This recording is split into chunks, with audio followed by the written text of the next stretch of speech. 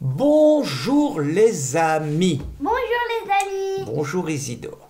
Alors aujourd'hui, j'ai envie de vous parler de la gauche et des problèmes qu'elle a avec la liberté, mais aussi avec le racisme. Alors avec la liberté, écoutez, la gauche va avoir réussi à obtenir la peau de C8 dans 2 jours, avec la complicité des macronistes, tout simplement parce que la gauche a réclamé une commission d'enquête parlementaire contre la galaxie Bolloré, estimant que Bolloré, avec ses 4 à 5% de part de marché dans l'ensemble des médias, a un discours qui ne lui convient pas, et donc dans ce cas-là, comme cela ne lui convient pas, eh bien il faut tout simplement supprimer tous les médias de Bolloré. Ça commence par C8, et c'est clair qu'après ça va être l'acharnement contre CNews.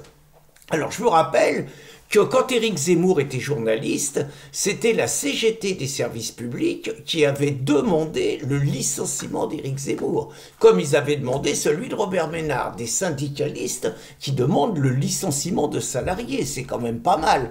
Et là, dans un registre complémentaire, c'est toujours la CGT, mais cette fois sur RMC, qui mène la lutte contre Barbara Lefebvre. Barbara Lefebvre, chroniqueuse aux grandes gueules, ancienne enseignante, nana de droite, plutôt favorable à Israël, qui a approuvé le plan Trump sur Gaza en expliquant que les civils de Gaza étaient complices avec le Hamas et que ça jouait la même partition et donc qu'il fallait vider Gaza pour faire le plan Trump. On peut être d'accord ou ne pas être d'accord. Le réflexe de la gauche n'est pas de dire « nous on demande un débat ». Le réflexe de la gauche est d'interpeller la direction de RMC, qui ne paraissent pas des foudres de guerre par ailleurs, et d'expliquer que Barbara Lefebvre avait mordu le trait et qu'elle ne pouvait plus travailler sur RMC aux grandes gueules, donc carrément de demander son licenciement. Vous voyez quand même la pression, elle n'a même pas tenu ses propos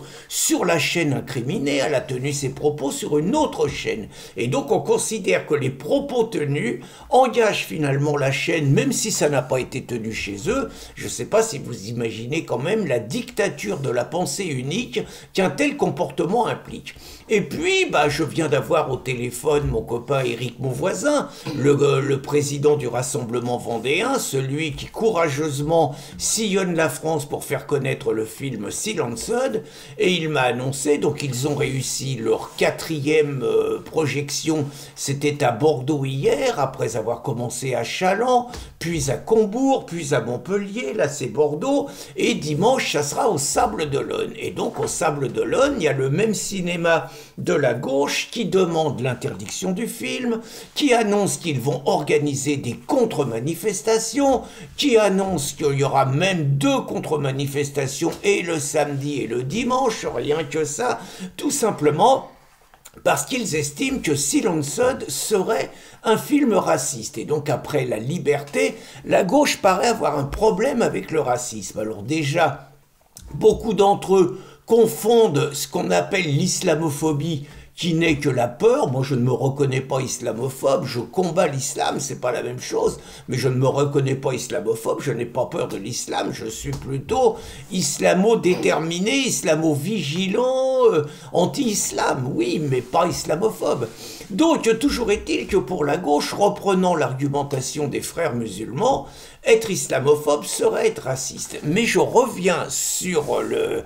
Alors que être catholicophobe, c'est pas être raciste. Être anticommuniste, c'est pas être raciste. Être anticapitaliste, c'est pas être raciste. Mais être anti-islam, ça serait être raciste. C'est quand même étrange, hein. Mais donc, je reviens sur Silenced, et donc, ils disent que c'est un film raciste.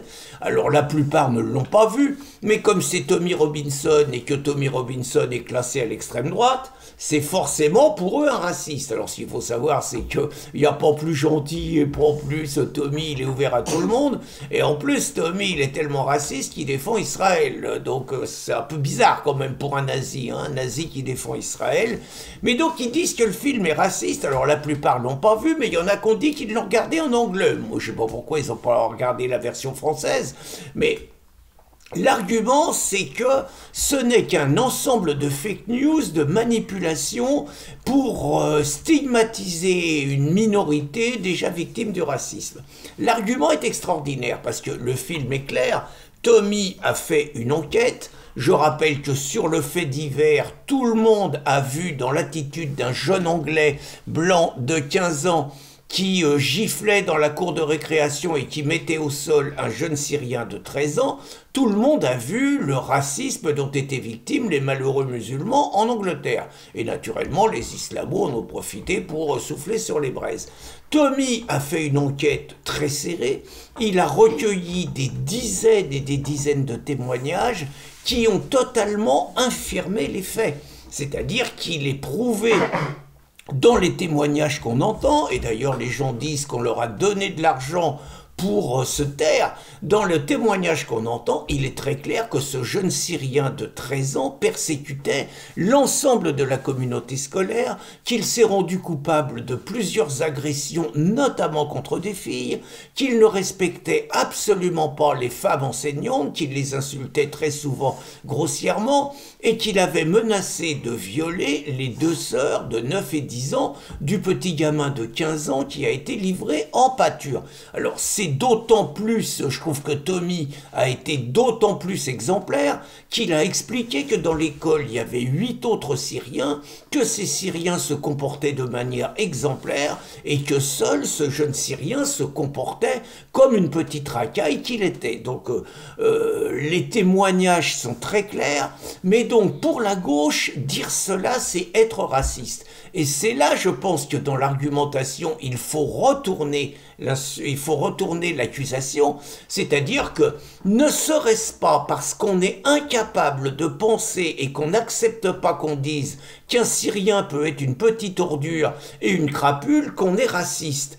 Est-ce que le vrai racisme, ce n'est pas de considérer qu'un blanc est forcément un salaud et un raciste, et qu'un Syrien qui apparaît comme une victime dans un premier plan, mais qui s'avère comme un petit tyran et une petite ordure, est forcément une victime? Est-ce que le vrai racisme, ce ne serait pas ça, camarades? C'est exactement comme si je m'interdisais de dire qu'un mec est con parce qu'il est noir.